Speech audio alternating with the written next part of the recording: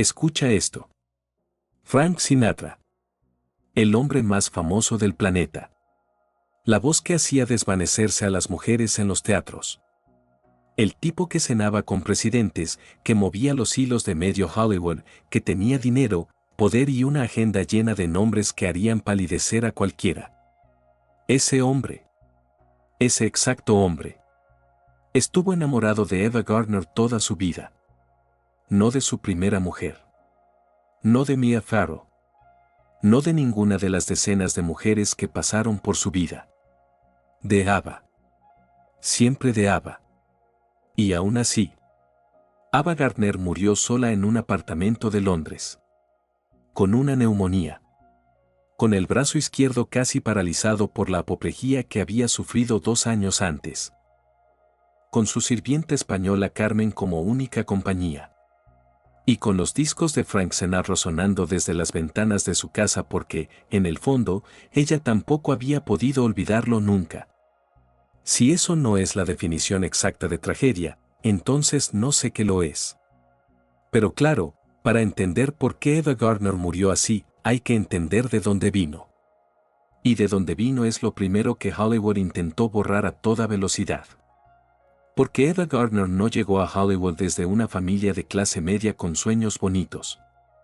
Ava Gardner llegó desde la miseria más absoluta del sur de Estados Unidos. Desde una granja de tabaco y algodón en Carolina del Norte donde lo de comer caliente no estaba garantizado todos los días. Y lo que le pasó entre ese comienzo y ese final es exactamente el tipo de historia que el mundo llama glamour pero que por dentro huele a gasolina y fuego. Quédate conmigo. Porque esto se pone bueno muy rápido. El 24 de diciembre de 1922, Nochebuena, nació en Grafton, Carolina del Norte, una niña llamada Ethel Lavinia Gardner. Grafton. No es broma. Así se llamaba el pueblo. Y si el nombre del pueblo ya lo dice todo, la situación de la familia lo confirmaba. Los Gardner eran tan pobres que cuando los hermanos aún eran pequeños perdieron la granja y el padre tuvo que ponerse a trabajar en un aserradero mientras la madre cocinaba en un internado para poder pagar las facturas. Ava era la menor de 7 hermanos. La última. La que llegó cuando ya no quedaba casi nada que repartir. A los 5 años ya liaba cigarrillos. A los 8 ya fumaba. No porque fuera una niña rebelde, sino porque en aquella casa nadie tenía tiempo ni energía para decirle que no. Así creció Ava Gardner. Descalza por las granjas del sur, con acento de Carolina del Norte tan cerrado que años después, cuando llegó a Hollywood, le tuvieron que enseñar a hablar desde cero porque prácticamente nadie la entendía. El padre murió de bronquitis cuando Ava tenía 12 años. La familia, que ya era pobre, se quedó sin nada. Y Ava, que soñaba con ser secretaria porque en ese punto de su vida ser secretaria parecía un lujo inalcanzable, se fue a estudiar al Atlantic Christian College esperando algún día poder ganarse la vida de esa forma. Spoiler, no fue secretaria. En 1940, Ava fue a visitar a su hermana Beatriz en Nueva York. Su cuñado era fotógrafo. Y decidió hacerle unas fotos. Y las puso en el escaparate de su estudio en la Quinta Avenida. Así, sin más plan que ese. Sin agencia. Sin representante. Sin nada. Y un cazatalentos de la MGM pasó por delante del escaparate, vio las fotos y se quedó parado. La niña de la granja de tabaco de Grafton, Carolina del Norte, tenía unos ojos verdes y una cara que hacían que la gente se detuviera en la calle. La MGM la quería. Ava llegó a Hollywood en 1941 con 18 años, su acento incomprensible y ninguna experiencia como actriz. El estudio la puso a trabajar con profesores de dicción, profesores de arte dramático, y la metió en pequeños papeles de relleno durante años mientras esperaban que algo encajara. Lo que encajó fue exactamente lo que encaja siempre en Hollywood cuando una mujer tiene esa cara. No su talento. No su inteligencia. No su personalidad, que era explosiva y libre y bastante indomable, como descubrirían pronto todos los que se acercaron demasiado. su cara y su cuerpo. Y punto. El propio Gregory Peck, que fue su amigo durante décadas, lo dijo con una claridad que da un poco de vergüenza ajena. Ava no ha sido lo suficientemente apreciada como actriz porque la gente quedaba prendada de su belleza y no esperaba más de ella. No esperaban más de ella. Porque era demasiado guapa para que nadie se molestara en mirar qué había detrás. Bienvenida a Hollywood, Ava. El primer marido llegó antes de que Ava hubiera rodado una sola película importante. Mickey Rooney. Sí. Mickey Rooney. El actor que en aquella época era la mayor estrella de la taquilla americana. El hombre que hacía películas de adolescente aunque ya tenía 20 años. El tipo que medía 1,60 m en sus mejores días y que tenía el ego de alguien que mide 2,20 m. Rooney la vio llegar al estudio, decidió que quería casarse con ella, y se casaron el 25 de enero de 1942. Ava tenía 19 años. Y en la siguiente Navidad ya estaban tramitando el divorcio. ¿Por qué? Pues porque Mickey Rooney era infiel de forma casi profesional. Como si las infidelidades fueran parte de su contrato con la MGM. Sistemáticamente, sin disimulo, sin el menor esfuerzo por ocultarlo. Ava se fue. Sin drama. Sin intentos de salvar la relación. Con esa determinación tranquila que la caracterizaría toda la vida y que al principio sorprendía a todo Hollywood. No se quedó. No lloró. No suplicó. Se fue. Primer matrimonio, 12 meses. Causa, infidelidades en serie. Lección aprendida, 0, porque lo siguiente que le esperaba era igual de desastroso pero con mucho más drama. El segundo marido fue Artie Shaw. El clarinetista de jazz más famoso de América. Un hombre que tenía la costumbre de casarse con mujeres guapas y luego convencerlas de que eran tontas. Lo había hecho antes con Lana Turner. Lo intentó con Ava. El problema es que Ava no era tonta. Era todo lo contrario. Artie Shaw, que se veía a sí mismo como un intelectual superior, no sabía muy bien qué hacer con una mujer que le llevaba la contraria. Le hizo leer libros. Le puso listas de lecturas obligatorias. La trataba con esa condescendencia elegante que tienen ciertos hombres inteligentes cuando creen que están educando a alguien inferior. Eva, que era más lista de lo que Shaw pensaba, lo procesó todo y llegó a una conclusión bastante clara. Este hombre es un idiota con buen gusto musical. Segundo matrimonio, 1 año. Causa, incompatibilidad básica entre una mujer libre y un hombre que quería una estudiante obediente. Pero mientras tanto, algo había cambiado en su carrera. En 1946 llegó el papel que lo cambió todo. Los asesinos. Un thriller basado en un relato de Hemingway.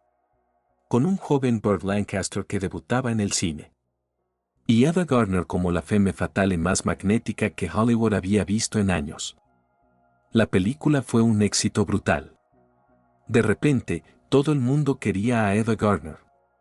Los estudios. Los directores. Las revistas. Los fotógrafos. Y también, inevitablemente, Frank Sinatra. Que la había visto en una portada de revista unos años antes y había dicho a un amigo, con esa confianza que tenía él para todo, que se casaría con esa chica. Con esa chica. Como si fuera algo que él pudiera simplemente decidir. Y resulta que sí. Pero había un pequeño detalle que complicaba las cosas. Frank Sinatra estaba casado. Con Nancy Barbato. Con quien tenía 3 hijos. Lo cual, en el Hollywood de los años 40, era un obstáculo menor para un hombre con los contactos y el ego de Sinatra. Antes de hablar de Frank hay que hablar de España. Porque Ava Gardner y España es una historia que se merece su propio capítulo. Y es también una historia que dice mucho sobre quién era Ava de verdad. Ava llegó a España en 1950 para rodar Pandora y El holandés errante en la Costa Brava. Y España la destrozó. En el buen sentido.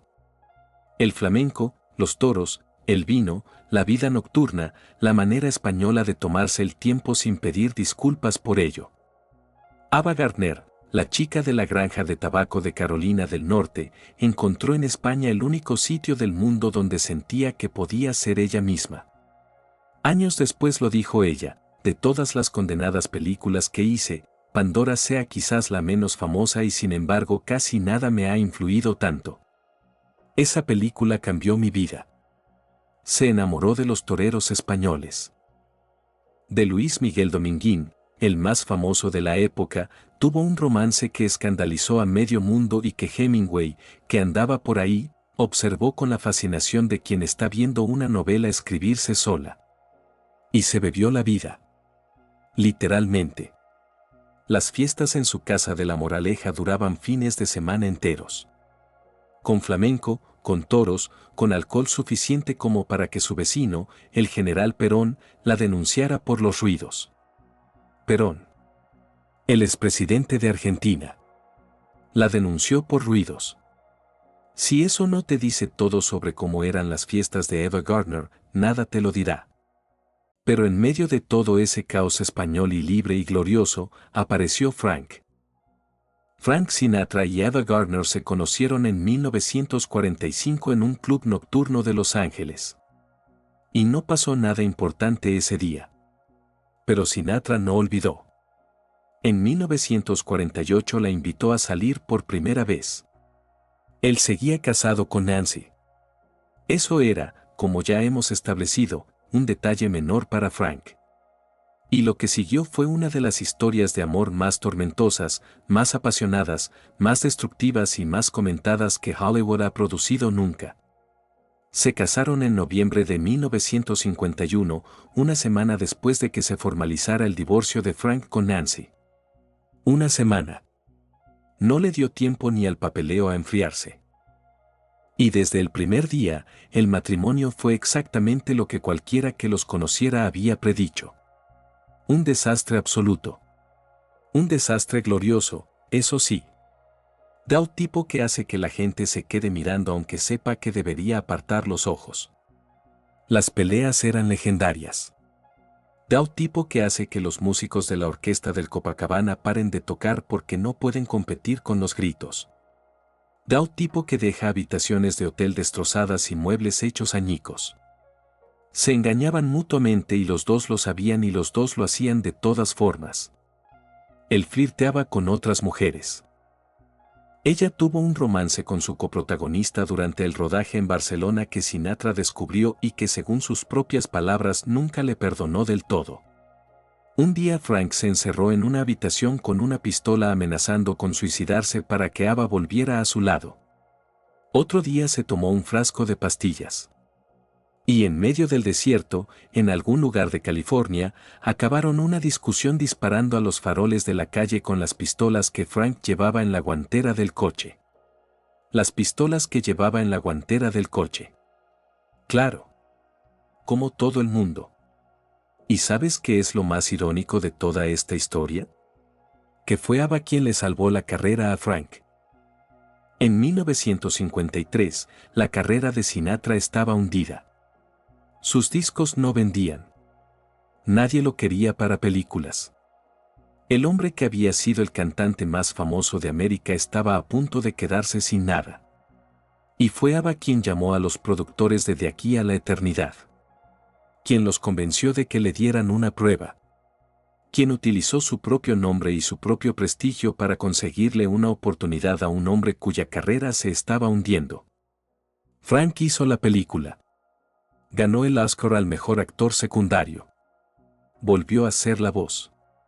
Y Ava, que se lo había conseguido todo, vio cómo Frank se alejaba hacia su nueva gloria. La ironía podría cortarse con cuchillo. Ella le devolvió la carrera. Él se fue con la carrera. Y ella se fue a España.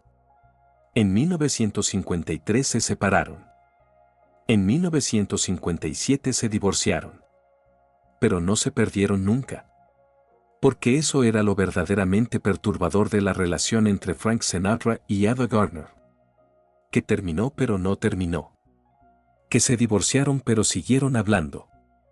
Que pasaron décadas siendo lo que el otro no podía dejar ir. En sus últimos años en Londres, Ava escuchaba los discos de Frank desde las ventanas de su casa. Todos los días. Frank la llamaba por teléfono regularmente. Le enviaba regalos desde Los Ángeles. Y cuando en 1988 Ava sufrió una apoplejía que la dejó con el brazo izquierdo casi paralizado, Frank Sinatra pagó su traslado en avión a Estados Unidos. Pagó todo el tratamiento. Y cuando se recuperó, pagó su vuelo de regreso a Londres. El hombre más famoso del mundo. Pagando los gastos médicos de su exmujer 30 años después del divorcio. Porque nunca la había podido olvidar. Y ella tampoco. Lo más cercano al amor de su vida y lo más destructivo que le había pasado nunca. Las dos cosas a la vez. Entre Frank y los últimos años hubo más. Porque Ava Gardner no era el tipo de mujer que se quedaba quieta. Hubo un romance intenso con el torero Luis Miguel Dominguín en España. Hubo otros amores, otras historias, otros hombres que llegaron y se fueron. Y hubo 2 embarazos de Frank. Y 2 abortos. El primero lo decidió sola, en África, durante el rodaje de Mogambo con John Ford. Estaba embarazada y pensó de forma racional, según sus propias palabras, que su vida era demasiado caótica para criar un hijo. Que si un niño no es deseado de verdad, ellos lo saben, y viven en desventaja desde que nacen. El segundo aborto también lo decidió. Sola. Y Frank, que quería ese hijo con una intensidad que pocas cosas en su vida habían igualado, se lo encontró en el hospital después de la operación, con los ojos llenos de lágrimas. Ava escribió en sus memorias que creía haber hecho bien. Que seguía creyendo que había hecho bien. Y quizás tenía razón. Quizás una criatura nacida de esos 2 volcanes, en medio de aquel caos de hoteles y peleas y disparos en el desierto, no habría tenido muchas posibilidades de tener una infancia tranquila. Pero eso no hacía menos duro el momento. Para ninguno de los dos. Los años 50 fueron la cumbre de su carrera. Mogambo. Las nieves del Kilimanjaro. La Condesa Descalza, donde interpretó a una mujer inspirada en Rita Hayworth y donde dio probablemente la mejor actuación de su vida. Fue nominada al Oscar por Mogambo. No ganó. Se lo llevó Audrey Hepburn por Vacaciones en Roma. Lo cual, en perspectiva histórica, es una de esas decisiones de la academia que hacen que te rasques la cabeza. Pero así son las cosas. Y mientras su carrera brillaba en pantalla, Ava vivía en España esa vida de libertad que nunca había tenido antes. Fiestas que duraban días. Toreros. Flamenco. Alcohol de calidad. Una casa en La Moraleja que era mitad hogar y mitad escándalo permanente. Ella misma lo dijo una vez, con esa ironía que tenía para hablar de su propia vida, no me encajaba el tipo de vida de Hollywood. En Europa vivía en un relativo anonimato. Menos perseguida por la prensa. Relativo anonimato. La mujer que era portada de todas las revistas del mundo hablando de relativo anonimato. Pero es que en España de los años 50, con Franco en el poder y la prensa controlada, Ava Gardner podía aparecer en un tablao flamenco a las 4 de la mañana y al día siguiente no leer nada sobre ello en los periódicos. Eso, para una mujer que llevaba años siendo fotografiada en cada esquina, era una forma de libertad que no tenía precio. Los años 60 llegaron con proyectos más irregulares. La noche de la iguana. 7 días de mayo. Películas interesantes pero que ya no tenían el peso de sus grandes años. Y los 70 llegaron con papeles cada vez más pequeños en producciones cada vez más mediocres. Hollywood había terminado con Ava Gardner de la misma forma que termina siempre con las mujeres. Sin comunicado oficial. Sin ceremonia. Simplemente dejando de llamar. En 1981 rodó su última película. Y después de eso, series de televisión. Apariciones episódicas. Trabajos menores que pagaban las facturas pero que no tenían nada que ver con lo que había sido. Ella misma lo había dicho años antes, con una honestidad brutal que pocas estrellas de su generación tenían: nunca fui una actriz de verdad. Ninguna de las chicas de la metro lo fuimos. Solo éramos unas caras bonitas. Solo éramos unas caras bonitas. Dicho por la mujer que Gregory Peck consideraba una de las mejores actrices de su generación. La ironía, de nuevo, podría cortarse con cuchillo. En 1986 se retiró definitivamente. Volvió a Londres. A su apartamento. A su sirvienta Carmen Vargas, que llevaba años cuidándola y que era prácticamente la única persona con quien tenía contacto regular. Salía a caminar por Hyde Park. Siempre con Carmen. Cada vez menos. Porque el brazo ya le daba problemas. Porque la salud empezaba a fallar. Le habían diagnosticado lupus. Y la apoplejía de 1988 le dejó secuelas permanentes. Pero lo más revelador de esos últimos años, lo que dice más sobre Ava Gardner que cualquier película que haya hecho, es esto. Por las ventanas de su apartamento en Londres, durante sus últimos años, salía música. Los discos de Frank Sinatra. Todos los días. La mujer que había rechazado a Frank. La que se había ido. La que había elegido la libertad sobre el matrimonio, España sobre Hollywood, la vida propia sobre la vida que le pedían que tuviera. Esa mujer, sola en su apartamento de Londres, escuchaba los discos de Frank Sinatra todos los días. Y Frank la llamaba. Y Frank le enviaba regalos. Frank pagó su tratamiento médico y su vuelo de vuelta. Dos personas que se habían amado con una intensidad que rompía muebles y disparaba a faroles y terminaba en hospitales con frasco de pastillas. 30 años después, llamándose por teléfono y enviándose regalos como dos viejos amigos que saben que lo suyo era imposible pero que tampoco pueden del todo dejarlo ir. Si no lloras un poco con eso, tienes el corazón de piedra. La noche del 25 de enero de 1990 había una gran tormenta sobre Londres. Ava Gardner había cenado algo ligero. Se tomó un vaso de leche. Unas galletas que le trajo Carmen. Y le dijo a su sirvienta sus últimas palabras. Estoy muy cansada. Y se fue a dormir. Y no se despertó. La causa oficial de la muerte fue neumonía. Tenía 67 años. 67 años. No 90. No 80. 67. Joven, en términos actuales. Demasiado joven para una mujer que había vivido como si tuviera 3 vidas en una. Pero los cigarrillos desde los 8 años, el alcohol durante décadas, el lupus, la apoplejía, los años de excesos que ningún cuerpo aguanta para siempre. Al final el cuerpo dice basta. Siempre dice basta. La primera corona de flores que llegó al funeral en Smithfield, Carolina del Norte, era de Frank Sinatra, que la había enviado en persona desde Los Ángeles. Más de 3.000 personas pasaron por delante de su ataúd cerrado aquella noche. Ninguna era celebridad. Eran personas normales. De la gente del pueblo donde había nacido pobre. De los alrededores. Personas que habían crecido mirándola en la pantalla y que fueron a decirle adiós. La última diosa, tituló People en portada. Y así, en el cementerio de Smithfield, Carolina del Norte, a unos kilómetros de la granja de tabaco donde había nacido descalza y en la miseria, fue enterrada Ava Lavinia Gardner. La niña que nunca debería haber llegado a ningún sitio. Y que llegó a todos. Quiero que te detengas aquí. Porque hay algo en la historia de Ava Gardner que no encaja del todo con la narrativa típica de la estrella trágica que se destruyó a sí misma. Ava Gardner no fue víctima en el sentido pasivo de la palabra. No fue una mujer a la que las cosas le pasaron mientras ella no podía hacer nada. Ava tomaba decisiones. Constantemente. Con una claridad y una determinación que sorprendía a todos los que la rodeaban. Se fue de los matrimonios que no funcionaban.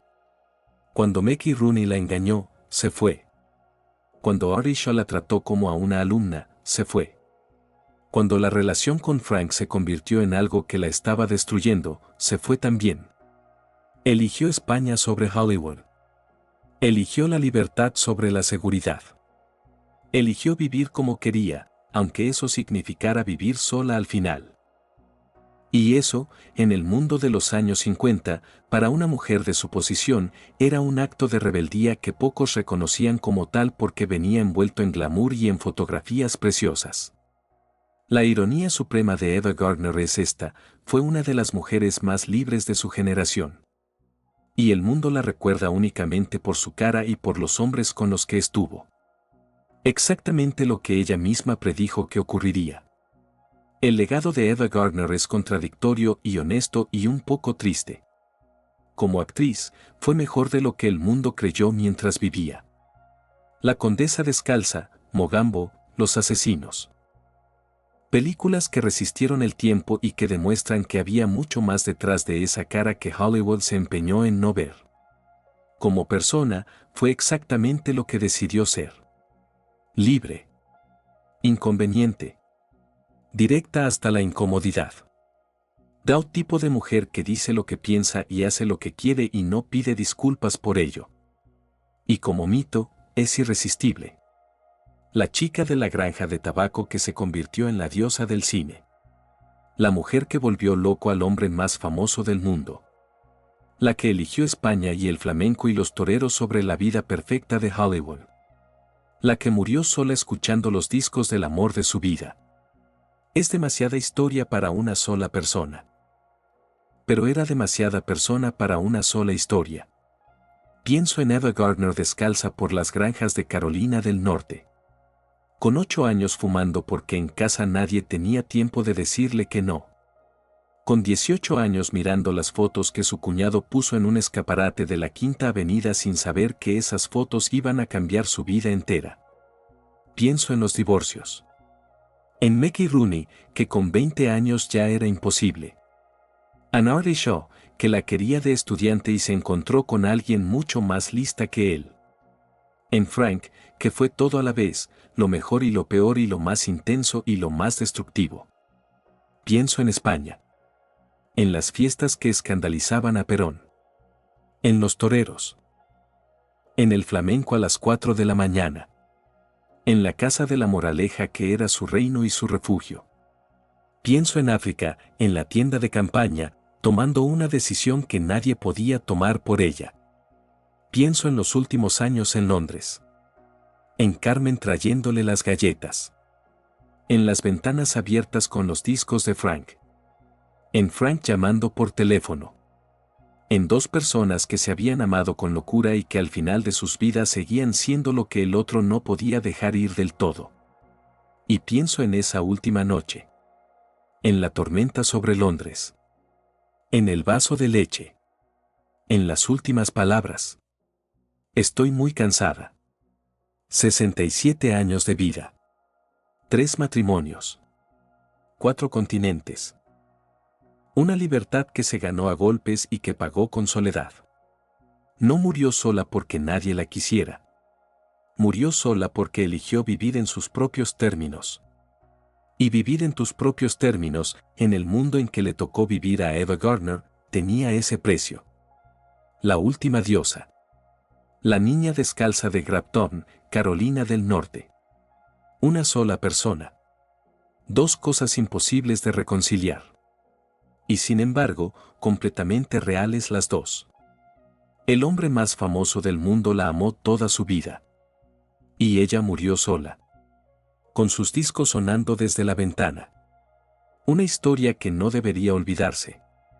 Una historia que hoy, espero, ya no puedes olvidar tú tampoco.